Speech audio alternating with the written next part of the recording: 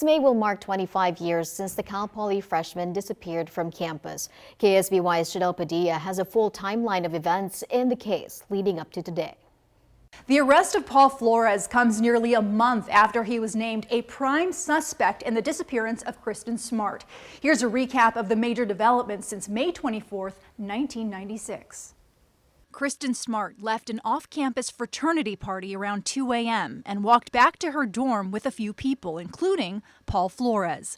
He was the last person to be seen with her. 2 days later, Kristin's roommate reported her missing. Almost a month later, Cal Poly police turned the case over to the San Luis Obispo County Sheriff's Office, and hundreds of volunteers went on an organized search for Kristin in late June. By July, Paul Flores was named a key witness and later a person of interest. Kristin's parents, Stan and Denise Smart, filed several lawsuits against Flores. In November 1997, Flores is deposed by the Smart family attorney, but refuses to answer any and all questions. On the advice of my attorney, I refuse to answer that question based on the Fifth Amendment of the United States Constitution. Fast forward to June 2000, the SLO County Sheriff's Office searches the Arroyo Grande backyard of Paul's mother, Susan. It would be one of several searches of Susan's home over the years. On May 25, 2002, exactly 6 years after she disappeared, Kristin Smart was declared legally dead. 5 years later, May 2007, crews dug up part of the yard at the Flores family home as part of a discovery process in a civil suit, but didn't turn up anything.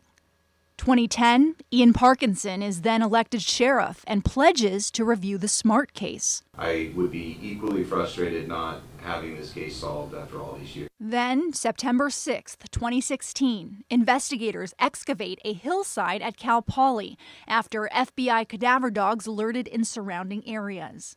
September 2019, local Chris Lambert launches the Your Own Backyard podcast series, garnering new national interest in the decades-old case. February 5th, 2020. 4 more search warrants are served, 2 at the Arroyo Grande homes of Paul's parents, Susan and Ruben, and 1 each at Paul's home in San Pedro and at a location near Kenmore, Washington, where it's believed Paul's sister lives. Then, April 22nd, 2020, the SLO County Sheriff's Office serves another search warrant at Paul Flores' San Pedro home. The LA County Sheriff's Office helped search for specific items of evidence. On February 11th, 2021, just over a year after the initial search at Flores' San Pedro home, he was arrested on a weapons charge that sheriff's officials said was the result of information obtained during those searches. He posted bond and was released from custody later that evening. On Monday, March 15th of this year, at about 7:30 in the morning, another search warrant was served, this time at the home of Paul Flores' father, Ruben. The home is on the 700 block of White Court in Arroyo Grande.